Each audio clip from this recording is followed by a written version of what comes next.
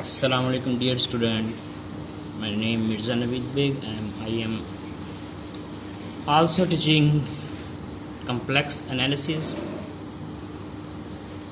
In previous lecture I taught you analytic function. What is analytic function and how we can prove.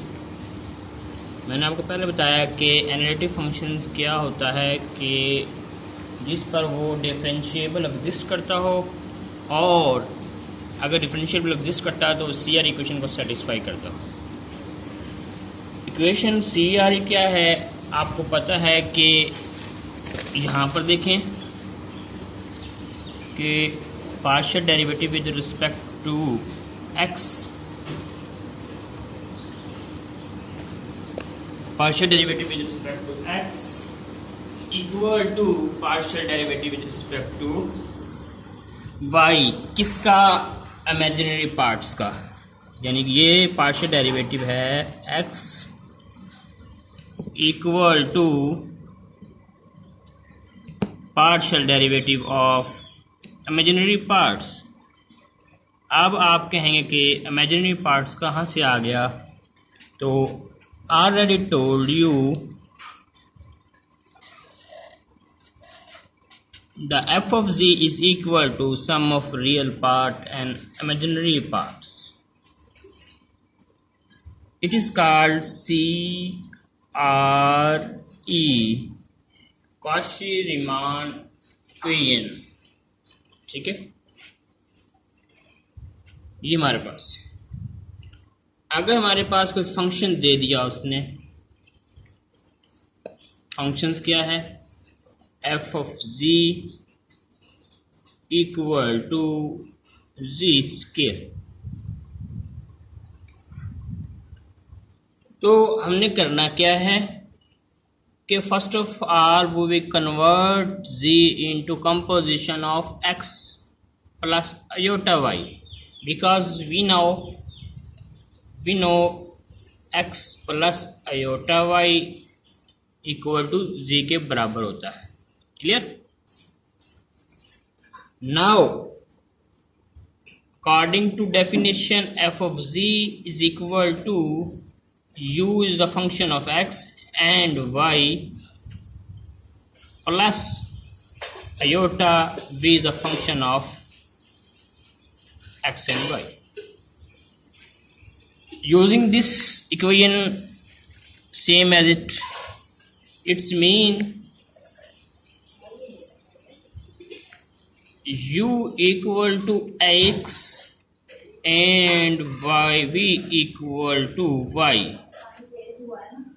we will not put iota with y because we denote the imaginary parts, and same is it, we will not denote iota in y-axis because y-axis are already imaginary axis and x-axis is the already real axis। Same as it, we will take partial derivative with respect to x।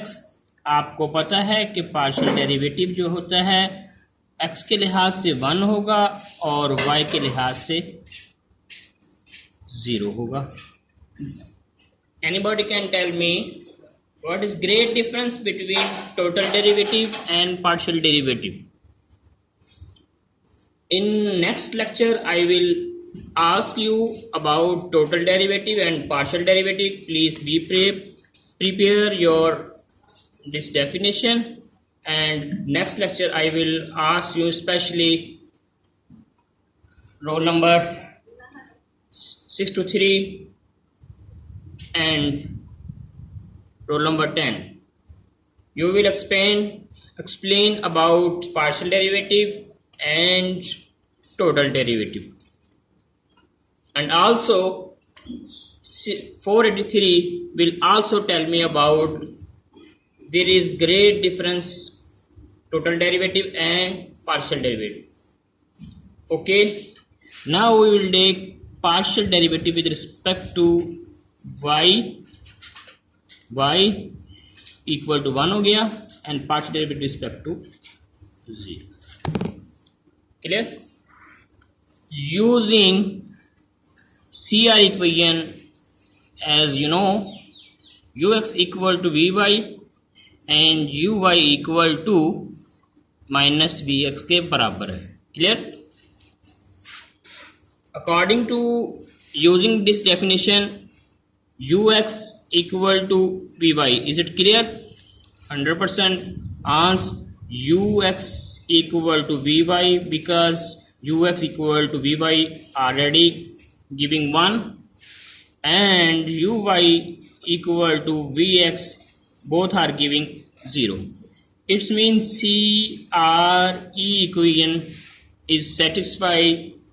Then we can say 100% each function different f of z is equal to z square is differentiable, and when it is differentiable exist करता है तो हम कहते हैं कि analytic function है.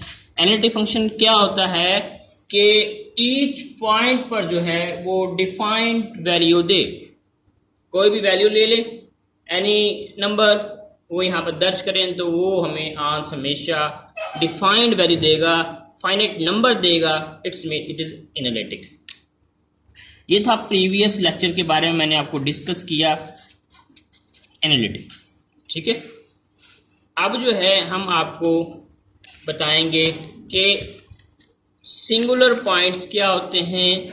Singular points की आगे types, isolated point, non isolated point, और फिर आइसोलेटेड्स की फिर जो है essential points, removable points and poles के बारे में बताएंगे. After that I will tell you about the residue.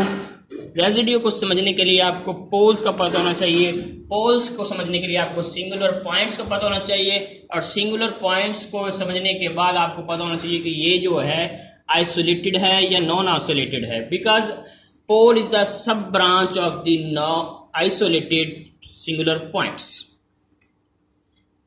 Clear? In this lecture I will teach you residue and poles and singularities. Singularities or singular point both are same, because singular point or singularity both are same. Singularity of functions we can say singular point at given function. In this lecture we shall consider those complex functions which are analytic at all points except at a finite number of points. Such except points are called singular points. यानी कि हमारे पास कोई function दे दे,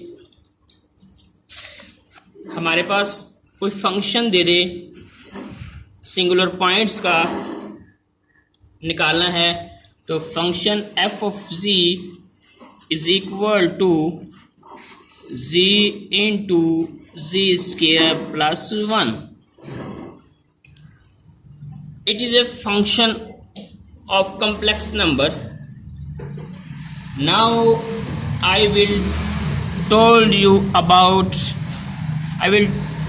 about the singular points. What is singular points? Now we will put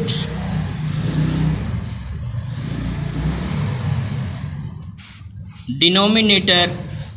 अब first of all आपको denominator का पता होना चाहिए. कई स्टूडेंट्स ऐसे हैं जिसके वो डिनोमिनेटर का नहीं पता. डिनोमिनेटर उर्दू में कहते हैं मखरज. ऊपर वाला हमारा क्या कहलाता है? डिनोमिनेटर शुमार को नींदा. We will put denominator equal to 0. Clear? Then z equal to 0 और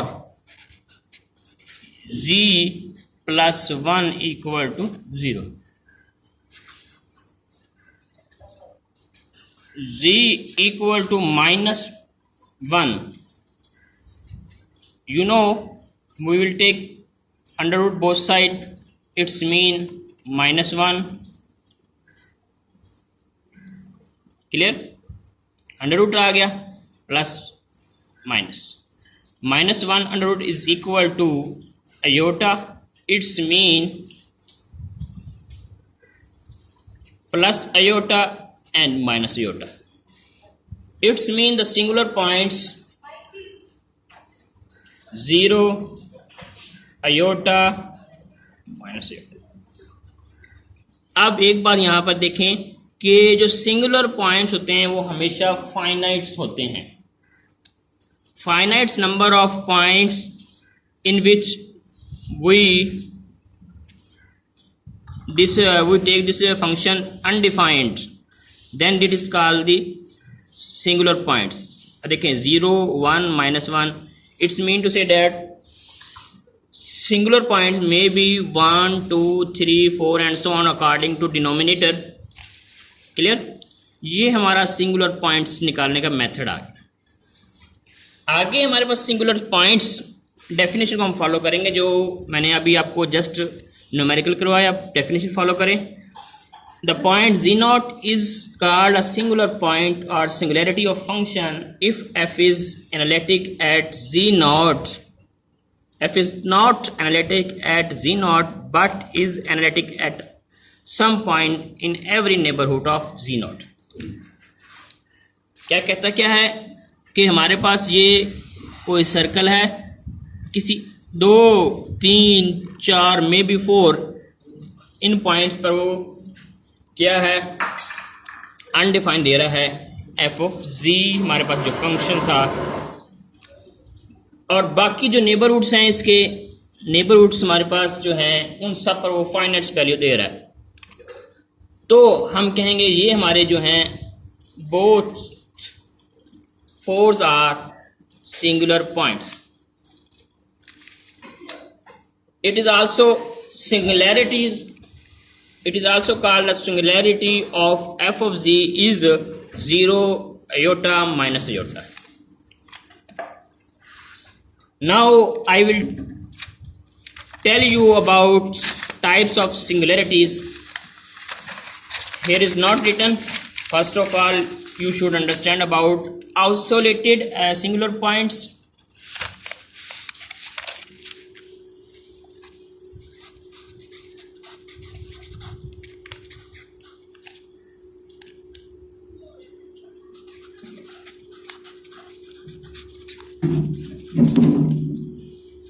और non-isolated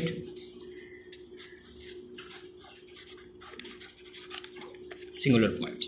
Clear? First of all, I will go to this definition. A singular point z0 is said to be isolated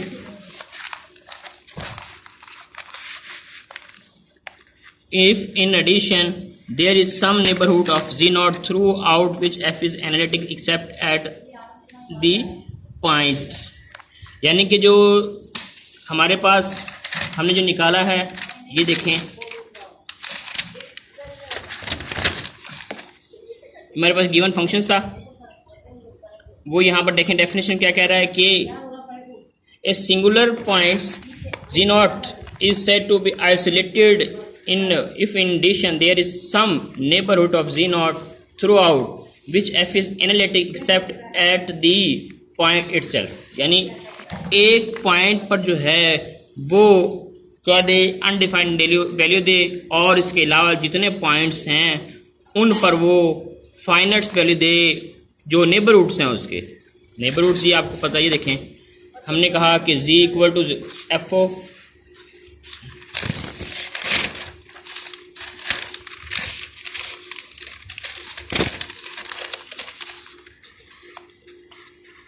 f of z equal to 1 over z. Anybody can tell me about singular points? Z equal to 0 only singular points.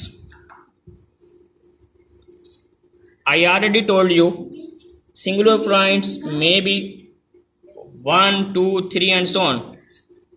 अब z equal to 0 जो है singular points भी है, और ये singular points की जो सब टाइप्स है isolated. According to definition of isolated, वो एक पॉइंट पर जो है क्या हो अनडिफाइंड हो, बाकी तमाम उसके नेबरहुड जो हैं जीरो के अलावा जो तमाम पॉइंट्स हैं उन सब पर वो finite value they, it is called the isolated singular points. I hope you will understand about this isolated singular point. Now I will proceed this lecture. If f of z is equal to z plus 1 over z cube into z square 1 has the isolate and singular points. Now singularities हमारे पास क्या है जी, isolated हमारे पास जो function है हमारे पास उसकी types हमारे पास कौन कौन सी हैं. रिमूवेबल सिंगुलर पॉइंट्स, पोल और essential isolated singular point. Clear. अब वो सिंगुलरिटी जो है आइसोलेटेड की जो है बता रहा है कि टाइप्स आइसोलेटेड सिंगुलर पॉइंट की टाइप बता रहा है कि पहली टाइप क्या है हमारे पास, दूसरी टाइप क्या है और तीसरी टाइप क्या है. पहली टाइप हमारे पास removable singular points.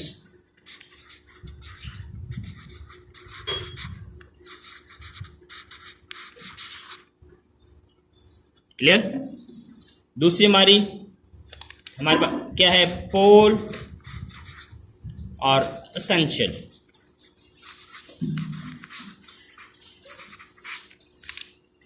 These lectures most important for exam and also other PPSC exam and FPS exam, because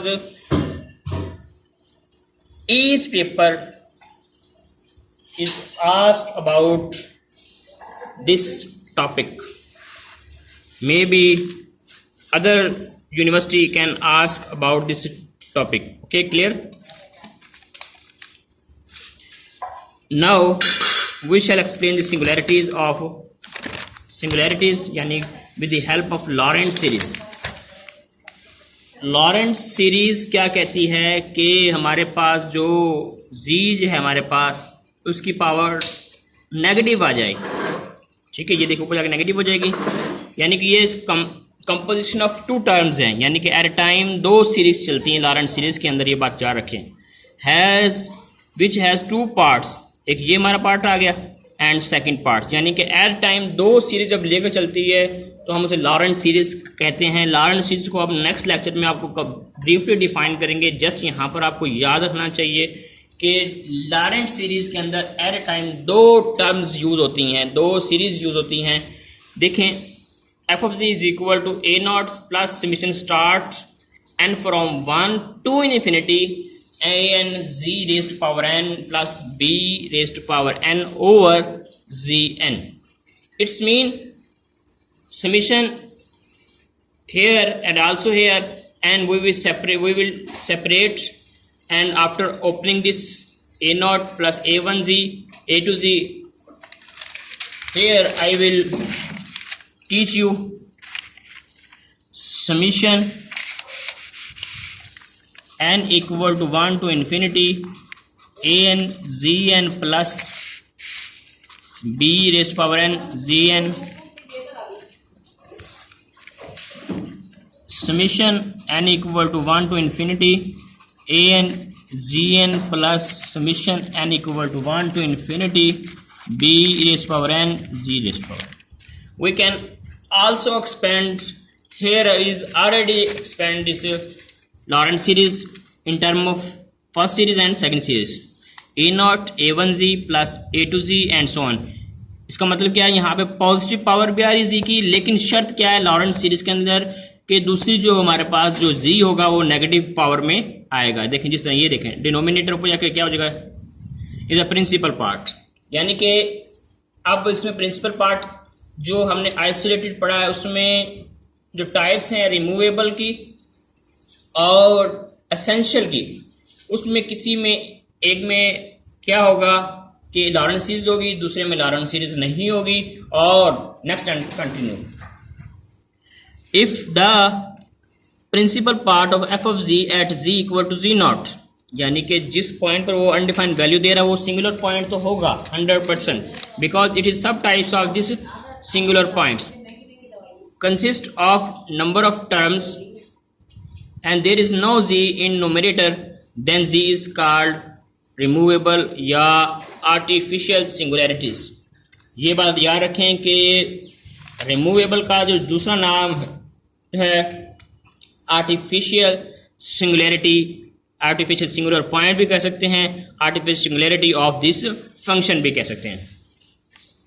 If the principal part of f of z at z equal to z naught, यानी कि जो हमारे पास जो function दिया हुआ है जिस point पर वो अनडिफाइंड वैल्यू दे रहा है वो हमारा सिंगुलर पॉइंट तो हो गया, लेकिन वो सिंगुलर पॉइंट किस टाइप का है कि रिमूवेबल है या एसेंशियल है या पोल है, उसकी अब ये डेफिनेशन को आपने फॉलो करना है. Consist of number of terms, there is no z in numerator, then z is called, यानी कि कहता क्या है यहाँ पे एग्जाम्पल पर नोट करें. जो हमारे पास जी एग्जाम्पल दी हुई है f of z is equal to sine z over z. अब यहाँ पर नोट करें कि न्यूमरेटर यानी कि शुमार कुनिंदे में यहाँ पर जो है जी नहीं होगा, लेकिन जो साइन जी को जो है हम एक्सपेंड करेंगे नेक्स्ट पेज पर. देखें साइन जी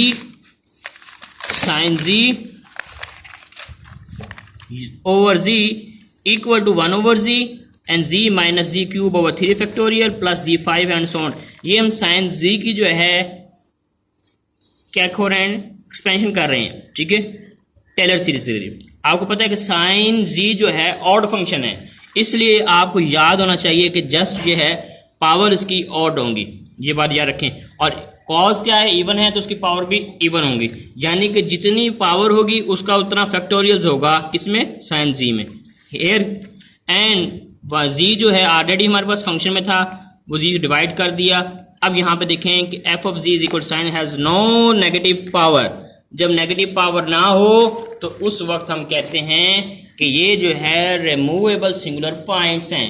याद रखें कि आपको इस टाइम रिमूवेबल सिंगुलर पॉइंट्स हो या एसेंशियल पॉइंट हो, उसमें आपको एक्सपेंशन करनी आती हो, इनकी आपको वैल्यूज याद होनी चाहिए. साइन जी की, ई रेस्ट पावर जी की, कॉस जी की, टेन जी की, आपको इसका पता होना चाहिए. 1 ओवर 1 मनफी जी की एक्सपेंशन आपको याद होनी चाहिए.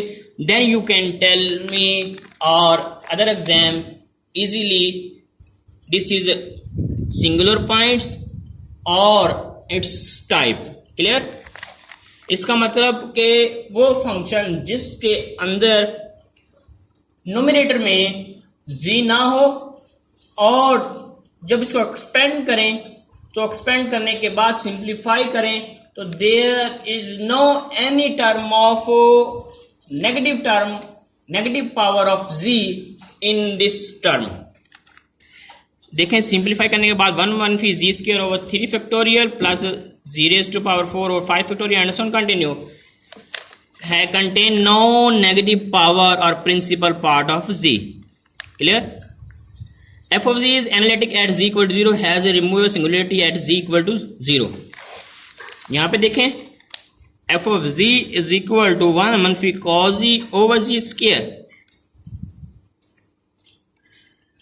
Now मैंने आपको पहले बताया कि आपको cos z, sin z और e raised to power z की जो है एक्सपेंशन याद होनी चाहिए. तो मैंने आपको बताया सिंपल कि साइन जी ऑड है तो इसकी पावर क्या होंगी, जी की ऑड से स्टार्ट होंगी और जो उतना ही उसका फैक्टोरियल होगा, जितनी पावर होगी उतना ही उसका फैक्टोरियल होगा. सेम एज इट जो है कॉस इवन फंक्शन है. अब आपको इवन फंक्शन का नहीं पता होगा तो वो मैं इवन फंक्शन आपको बता देता हूँ ग्राफिकली. जो है टाइम की हमारे पास शॉर्टेज है, इस वजह से जो है मैं आपको जस्ट हिंट दे देता हूँ कि इवन फंक्शन और ऑड फंक्शन क्या होता है. अगर हम f ऑफ z हमारे पास गिवन है sine z, we replace minus z, we get f of z, यानी f of minus z is equal to minus f of z is called odd function.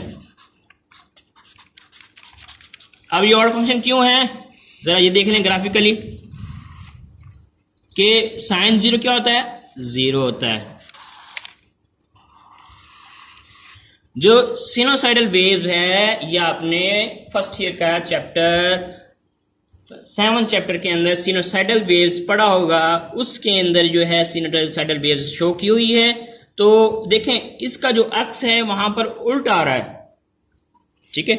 ये देखें यहां से ये स्टार्ट हो रही है, ये इसका अक्स जो है इमेजिनरी यहां पर हो रहा है, शो हो रहा है, ठीक है, उल्टा अक्स आ रहा है। तो उस वक्त हम कहते हैं ये ऑड फंक्शन है। जबकि इवन फंक्शंस क्या होता है, एफ ऑफ जी को माइनस जी को रिप्लेस करें तो एफ ऑफ जी दोबारा आंसर आ जाए। तो हमारे पास देखें माइनस जी कॉस जी माइनस किया तो नेगेटिव जो है कॉस और कॉस सेकेंड में ख़त्म हो जाता है, तो ये सेकेंड जी आ जाता है। अब ये बच्चों को ये तो पता है जी कि कॉस सेकेंड में नेगेटिव ख़त्म हो जाता है। वजह क्या है कि जो इसकी इमेज सामने पड़ी है वो ही इसकी इस तरफ पड़ी होगी, यानी कि नेगेटिव एक्सिस की तरफ और पॉजिटिव एक्सिस की तरफ सेम इमेज पड़ी होती है। तो हम कहते हैं ये जो है हमारा इवन फंक्शन है। अब वो कहता है कि इवन फंक्शंस क्या है कि कॉस जी कॉस जी की हमने एक्सपेंशन की, सिंप्लीफाई करा, ये देखें अब ये आ गया हमारे पास, which has not principal part. Therefore principal part क्या है कि नेगेटिव टर्म नहीं है, इसके अंदर नेगेटिव टर्म नहीं है, तो इसका मतलब ये रिमूवेबल है। और सिंगुलर पॉइंट्स क्या होगा, z equal to 0 is a singular points and z equal to 0 singular points, but it also removable singular point at 1 मनफी z cos z over z. We can also say singularity at z equal to 0 of f of z.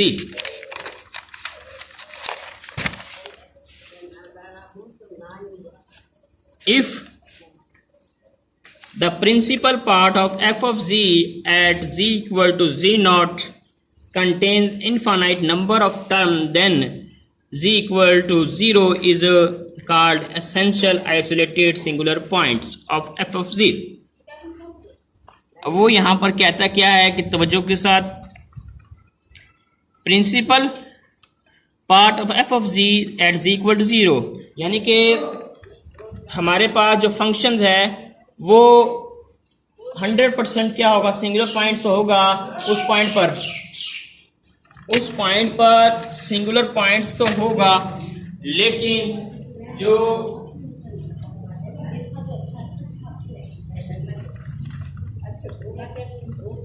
Singular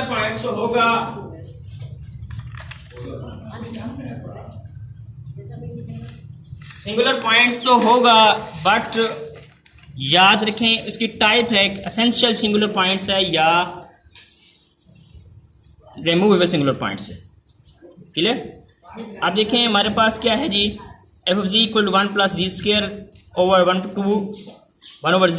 over 2 z square plus 1 over 3 z cube has infinite number of terms in principal part of z equal to 0 is essential isolated singular points. अब गौर करें, वो यहाँ पर कहता है कि singular point क्या है, z equal to 0। Singular points क्या है कि उस पॉइंट पर वो अनडिफाइंड वैल्यू दे रहा है, ठीक है। लेकिन एसेंशियल आइसोलेटेड सिंगुलर पॉइंट्स के अंदर वो ये कहता है कि क्या कहता है कि वहां पर जो सिंप्लीफाई करने के बाद जो है टर्म्स उसकी नेगेटिव आएगी, 100% नेगेटिव आएगी कोई ना कोई। तो यहाँ पे देखिए 1 over z plus minus 1 over 36 z square plus 3 factorial z square plus 1 over 5 factorial z cube and so on continue has essential isolated singular points. Clear? Now I will tell you about pole. What is pole? If in the principal part of function f of z at z equal to 0 consists of finite number of terms, say m, we say that f of z has a pole of order m at z equal to 0. अब यहां पर गौर करना क्या कहता है कि principal part of function f of z at z equal to 0 consists of finite number of terms, say m. देखें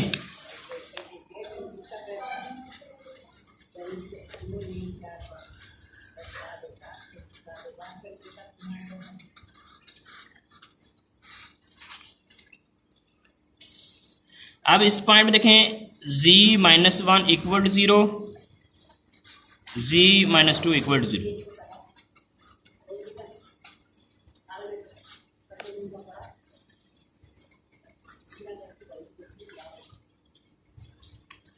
z equal to 1 और z इक्वल टू 2 पर जो है सिंगुलर पॉइंट्स है, ये बात हमें क्लियर होगी। क्लियर। अब z इक्वल टू 2 पर हमारे पास क्या है, जो आप 0 आ रहा है।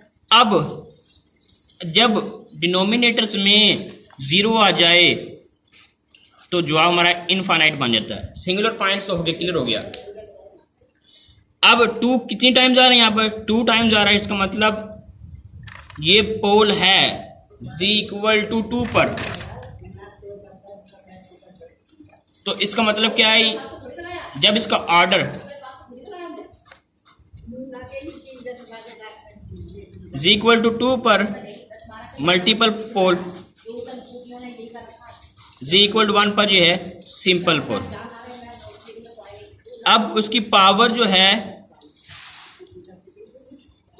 है अगर 1 आए, किसकी पावर, ये 1, तो ये सिंपल पोल होता है। ठीक है। n इक्वल टू 2 पर जो है ये मल्टीपल पोल है। यानी अगर पावर 1 से बढ़ जाए, कोई भी आए, तो वो मल्टीपल पोल हो जाता है, और जो सिंपल पोल है z इक्वल टू 1 पर हो जाता है। यानी कहता है यहां पर ये है, if the principal part of the function f of z at z equal to 0 consists of finite number of terms, say m, then we say that f of z has a pole of order m। आप देखें यहां पर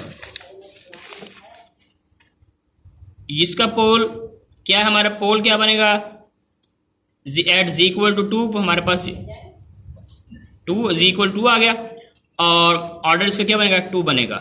ये order कहलाता है, यानी n is the order, n equal to 1 2 3 and so on. n क्या है, n is the power of whole complex number। n equal to 1 when it is called as, it is a simple pole। when n is greater than 1 then it is called the multiple pole। if the principal part of the function at z equal to 0 consists of finite number of terms, say m, then we say that f of z has a pole of order m at z equal to 0। देखें f of z b over z of z naught b2 over z and so on continue, उसको जो है simply उसने convert कर दिया। ठीक है। Has a पोल, ये इसका ऑर्डर क्या बनेगा, m बनेगा। Has a pole of order m at z equal to 0 and m equal to 1 पर जो है इस सिंपल पोल कहलाएगा। f of z is equal to 1 over z minus 3 has a pole of order 1। ठीक है। अब कह रहे हैं यहाँ पर क्या है, ये देखें, ये हमारे पास टर्म दे दी, ये सिंपल पोल्स तो है, सॉरी सिंगुलर पॉइंट्स तो है, has a pole of order 3, यानी कि इसको पार्शियल फ्रैक्शन में कन्वर्ट किया हुआ है उसने। बेसिकली असल हमारे पास फंक्शन ये था f of z equal to 1 over z cube similarly, तो उसने जो है इसकी पार्शियल फ्रैक्शन की 1 over z a same is it a over z plus b over z square and plus c over z cube. तो उसने कहा कि किस पॉइंट पर ये अनडिफाइंड वैल्यू दे रहा है हमारे पास 0 पर, तो उसकी पावर इंक्रीज होती है। हाईएस्ट पावर जो है हमारे पास क्या है, 3 है, इसका मतलब इसका ऑर्डर 3 होगा। Same as it. अब देखें f of z is equal to 1 over z minus denominator में हमारे पास क्या है, कम अज कम हमारे पास क्या है। अब याद रखें कि इसमें लॉरेंट सीरीज एग्जिस्ट करती होगी। अब सवाल ये है कि एसेंशियल और रिमूवेबल, हमने पढ़ा है पहले, एसेंशियल और रिमूवेबल में फ़र्क क्या था। If the principal part of f of z at z equal to 0 contain infinite number of terms, then z equal to 0 naught, z equal to z naught is called essential isolated points। इसका मतलब कि जो पोल है वो essential भी हो सकती है, क्योंकि वहाँ पर भी नेगेटिव टर्म होती है, यहाँ भी नेगेटिव टर्म है। यहाँ भी लॉरेंट सीरीज होगी, वहाँ भी लॉरेंट सीरीज होगी, लेकिन रिमूवेबल जो है ना तो वो पोल होगा, ये इट्स मीन जो हमारे पास रिमूवेबल है वो ना पोल होगा और ना पोल रिमूवेबल होगा, और इससे रिजल्ट ये निकलता है कि essential points may be pole और not. Clear? Every pole is essential points because here is given Laurent series as a pole of order 1। आपने डिनोमिनेटर में देखना है, यहाँ पर पोल में देखना ये है कि डिनोमिनेटर में जो है हाँ जो हमारे पास पावर उसकी जो जी की है 1 है 2 है 3 है, उसको देखकर हम बताएंगे सिंपल पोल है या मल्टीपल पोल है। जी इक्वल टू 0 पर जो है सिंपल पोल बन रही है। A singularity of finite order is called the pole. I hope you will understand about this lecture, and I will teach you in next lecture inshallah zeros and Cauchy residues and Cauchy residue formula और residues के बारे में बताएंगे इंशाल्लाह। Okay, अल्लाह हाफिज़, take care.